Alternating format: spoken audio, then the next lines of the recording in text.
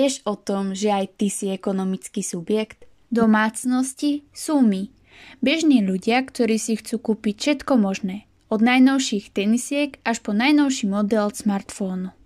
Stále sa sťažujeme, že ceny rastú, ale keď si pozrieme náš nákupný košík, zistíme, že väčšinu peňazí minieme na veci, ktoré vlastne vôbec nepotrebujeme.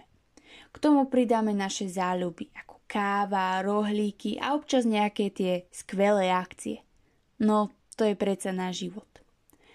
Na druhej strane máme firmy. Títo šikovní ľudia vyrábajú všetky tie veci, po ktorých túžime.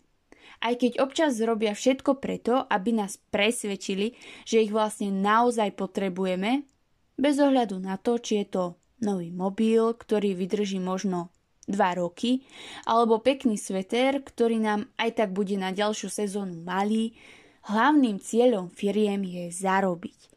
A k tomu sa pridáva občasná príjemná reklama, ktorá nám vnúti pocit, že sme naozaj chudáci, ak si tú vec nekúpime. A medzi nimi sa vyskytuje štát, ktorý sa síce tvári, že sa stará o nás, ale zvyčajne sa len snaží získať čo najviac peňazí cez rôzne dane a poplatky. A keď nám príde nejaký darček vo forme dotácií alebo príspevkov, zrazu to znie skvelé, ale aj tak sme za to už niekde zaplatili.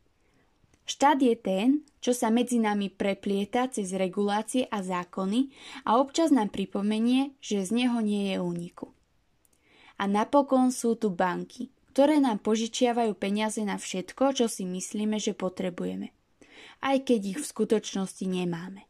A keď naozaj prídu tie ťažké časy a my nemáme čo splácať, banky sú tu, aby nás ešte viac zaťažili úrokmi, poplatkami a šekom na ďalšiu pôžičku. Takto to vlastne funguje. My, firmy, štát a banky. Všetci sa snažíme prežiť v tejto našej ekonomickej džungli, kde ceny skáču hore, dole. A nikto z nás nikdy nevie, čo príde ďalšie. Ale aspoň máme niečo spoločné. Neustále sa usilujeme o rovnaké veci. Viac peňazí, viac vecí a možno trochu viac šťastia.